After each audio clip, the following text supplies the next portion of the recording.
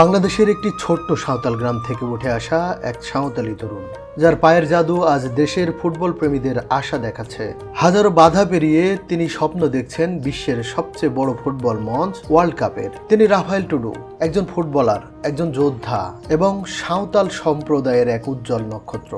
বাংলাদেশের উত্তরাঞ্চলের এক সাঁওতাল পরিবারে জন্ম নেওয়া রাফায়েল টুডুর গল্পটা সাধারণ কোনো ফুটবলারের গল্প নয়। এটি একটি স্বপ্নের গল্প, একটি সংগ্রামের গল্প, যে গল্পে আছে গ্রামের মাটির গন্ধ, কঠোর পরিশ্রম আর অসম্ভবকে জয় করার সাহস। রাজশাহী জেলার গোদাগাড়ী থানার কাকনহাটের নিভৃত পল্লীতে বসবাস করে রাফায়েল টুডু। রাজশাহী জেলা শহর থেকে কাকনহাট আসতে সিএনজিতে ভাড়া লাগে মাত্র 70 টাকা, সময় লাগে ঘন্টাখানিকের মতো। কাকনহাট বাজার থেকে 2 মিনিট পায়ে হাঁটলে পাওয়া যাবে কাকনহাট রেল স্টেশন। রেললাইন পার হলেই দেখা যাবে ব্যাটারি চালিত ভ্যান বা অটোরিকশা দাঁড়িয়ে আছে। ভ্যানে উঠে 10 থেকে 15 মিনিট চললে পাওয়া যাবে আমতলিপাড়া গ্রামের রাফায়েল টুডুর বাড়ি। গ্রামীণ এ পথ আমার মন কেড়ে নিয়েছে। গাছপালায় ঢাকা রাস্তা, আর রাস্তার দুপাশে মাটির একতলা দোতলা রঙিন বাড়ি।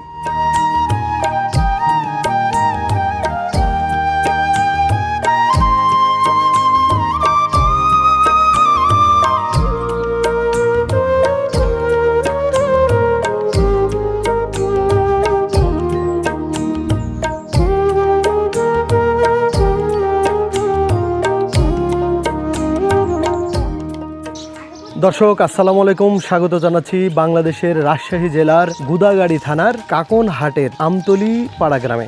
এই যে বিশ্বস্ত রাস্তা আর দুপাশে দেখছেন মাটি ঘর। এই মাটির ঘর সাঁওতাল আদিবাসী পল্লীর একটা উদাহরণ। আজকে আমরা এসেছি হচ্ছে বাংলাদেশের কিংবদন্তি ফুটবলার, সাঁওতাল আদিবাসী গোষ্ঠীর গর্ব রাফায়েল টুডুর বাড়িতে। রাফায়েল টুডু বর্তমানে স্ট্রাইকার হিসেবে মোহামেডান স্পোর্টিং ক্লাবে খেলছেন। এখন যে জায়গাতে অবস্থান করছি ঠিক রাফায়েল টুডুর বাড়ির পাশে।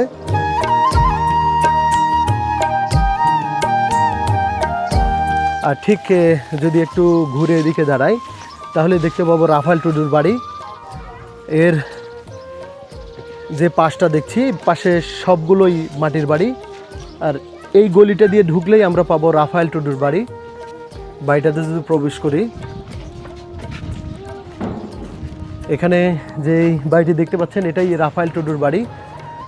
বিশেষ করে এই সাইডটাতে যেনারা বসে আছেন ওনারা রাফায়েল টুডুরই পরিবারের অংশ। কেউ ভাই, কেউ ভাবি, আবার মা আছেন, রাফায়েল টুডুর ওয়াইফ আছেন। যে সামনে যেই ঘরটা দেখা যাচ্ছে এটাই রাফায়েল টুডুর ঘর। এখানেই রাফায়েল টুডু বসবাস করে। আমরা যদি এখানে ঢুকি তাহলে রাফায়েল টুডুর অনেক অর্জন আমাদের চোখের সামনে ভেসে উঠবে।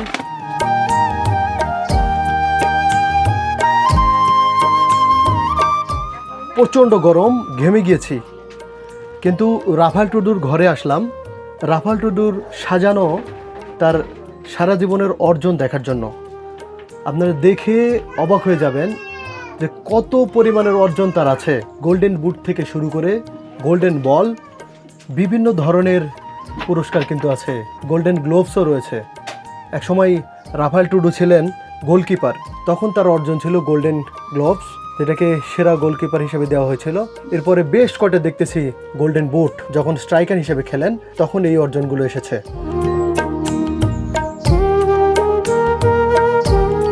এই র্যাকটাই কথা বলছে রাফায়েল টুডু হয়ে, যে রাফায়েল টুডু কত বড় মানের খেলোয়াড়, তার অর্জন কতগুলো, সে আসলে কত দূর পর্যন্ত এগিয়ে গিয়েছে। এই মেডেলগুলো দেখলেই বোঝা যায়।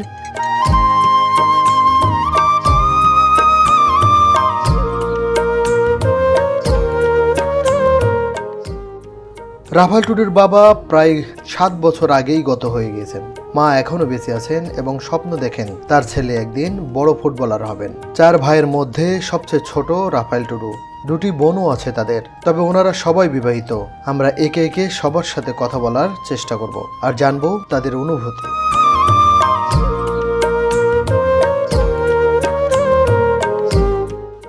দর্শক, আমি এ পর্যায়ে কথা বলছি রাফায়েল টুডুর জন্মদাত্রী মায়ের সাথে। আসসালামু আলাইকুম, কেমন আছেন? ভালো আছি। ভালো আছেন?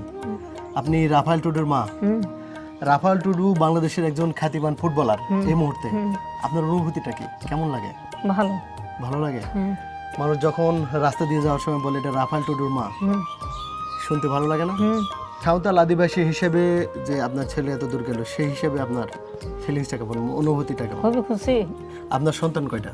4টে, মেয়ে 2টে। মেয়ে দুটার বিয়ে হয়ে গেছে? সবার বিয়ে হয়ে গেছে? সবার বিয়ে হয়ে গেছে। আপনার হাজবেন্ড মানে রাফায়েল টুডুর বাবার, উনি কি গত হয়ে গেছেন, মারা গেছেন? কত বছর আগে মারা গেছেন? আর 7-8 বছর হয়ে গেল। 7 বছর হয়ে গেছে। উনি কি স্বাভাবিকভাবে মারা গেছেন? অসুস্থ, খুবই অসুস্থ, কিছু কাজ করতে পারতো না। আচ্ছা, আপনি রাফায়েল টুডুর কে হন? বউ করি কেন? ভাবি মানে বড় ভাইয়ের ওয়াইফ। আচ্ছা, আর উনি হচ্ছেন রাফায়েল টুডুর কাকা? কাকা, হ্যাঁ। আপনি? আচ্ছা, তাহলে আপনারা হলো একই বাড়ির, একই বংশের সবাই। আচ্ছা। দর্শক, রাফায়েল টুডুর মায়ের সাথে কথা বলে খুব ভালো লাগলো। ওনারা রাফায়েল টুডুকে খেলতে কখনো বাধা দেননি, কিন্তু আমরা গ্রামের চিত্র দেখেছি। আমরাও ছোটবেলা যখন খেলতে যেতাম, তখন আমাদের মায়েরা বিশাল একটা কঞ্চি নিয়ে পিঠের উপর বাড়ি দিত যাতে খেলতে না যায়। আসলে গ্রামের এইরকম একটা চিত্র কমন, কিন্তু রাফায়েল টুডুর ক্ষেত্রে সেটা ব্যতিক্রম ছিল। তাই আজ রাফায়েল টুডু একটা ব্র্যান্ড হিসেবে বাংলাদেশে পরিচিত হয়েছে। শুধু বাংলাদেশে না, সাঁওতাল আদিবাসীদের জন্য একটা ব্র্যান্ড।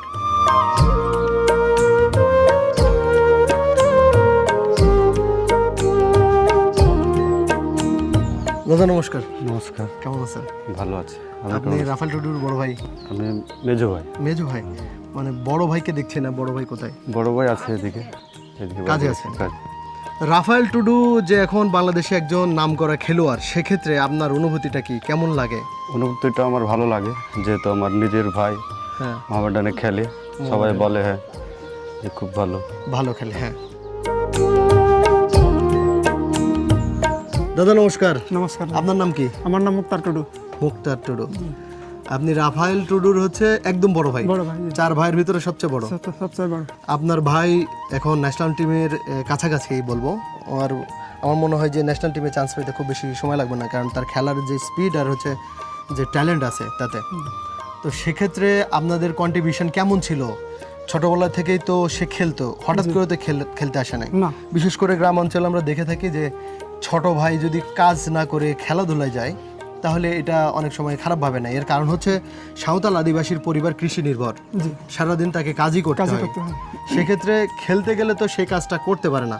তা আপনাদের পরিবার থেকে কন্ট্রিবিউশনটা কেমন ছিল? আমাদের ধরো যে আমাদের পরিবার থেকে আমাদের ভালোই ছিল, কারণ আমার সেই ছোট ভাই রাফায়েল, তিনি কিন্তু ছোট থেকে ফুটবল খেলায় খুব আগ্রহী ছিলেন। আমরা যে কোনো কাজে আমরা তাকে করতে পারিনি, যে তুমি এদিক মাঠে যাও, করো, গরু চড়াতে যাও, আমার এদিকে ধর যে মাঠে গরু চড়ায়, সেভাবে তাকে কোনো আমরা তাগাদা দেননি না, কিন্তু আমরা তাকে ফুটবল খেলার উপরে ওকে ছাড়িয়ে দিয়েছিলাম আর কি, যার কারণে আজকের রাফায়েল টুডু। তা এখন কেমন লাগছে আপনার? এখন খুব ভালো লাগছে।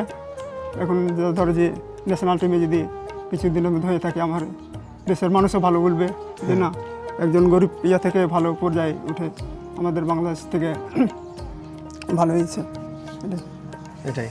তাহলে আমিও দোয়া করি যেন রাফায়েল টুডু খুব তাড়াতাড়ি ন্যাশনাল টিমে চান্স পায়, যেন বাংলাদেশ তথা সাঁওতাল জাতিগোষ্ঠীর জন্য একটা আইকনিক ব্র্যান্ড হিসেবে গড়ে ওঠে। দাদা নমস্কার। নমস্কার। আপনার নাম কি? মিকাইল টুডু।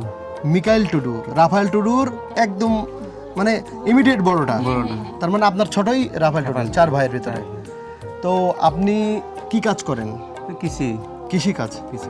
কৃষিকাজ মানে জমি জমা, গরু ছাগল এগুলো নিয়ে আছেন।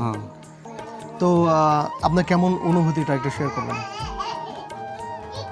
অনুভূতিটা একটু ভালোই, যেমন আমার ভাই বাইরে খেলছে। হ্যাঁ,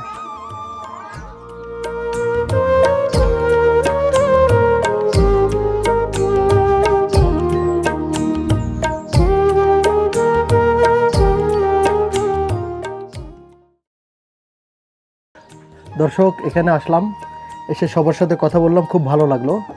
আসলে আমাদের বাঙালিরা সাঁওতাল আদিবাসীদেরকে যেভাবে চিন্তা করে, আসলে সাঁওতাল আদিবাসীর ভিতরে না মিশলে বোঝা যায় না।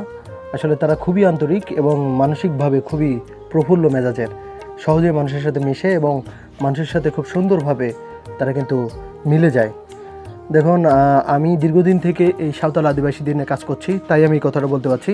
অনেকেই সাঁওতালদের সাথে না মিশেই সাঁওতাল সম্পর্কে অনেক কিছু চিন্তাভাবনা করে।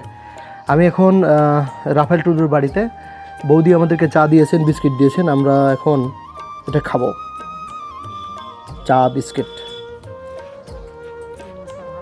আসলে চা বিস্কিট দিয়ে যে খুব বড় আতিথেয়তা বলবো না, এটা একটা আন্তরিকতা, যে দূর থেকে এসেছি, কথা বললাম, চা বিস্কুট খেলাম। এটাই আসলে মানুষের ভিতরে কি থাকে, মানুষের একটা স্মৃতি থাকে যে আমি রাফায়েল টুডুর বাড়িতে আসছিলাম, এসে এক কাপ চা খেয়েছি, সবার সাথে কথা বলেছি, সবাই আন্তরিক ছিল। এর চেয়ে বড় কিছু প্রয়োজন হয় না মানুষের জীবনে।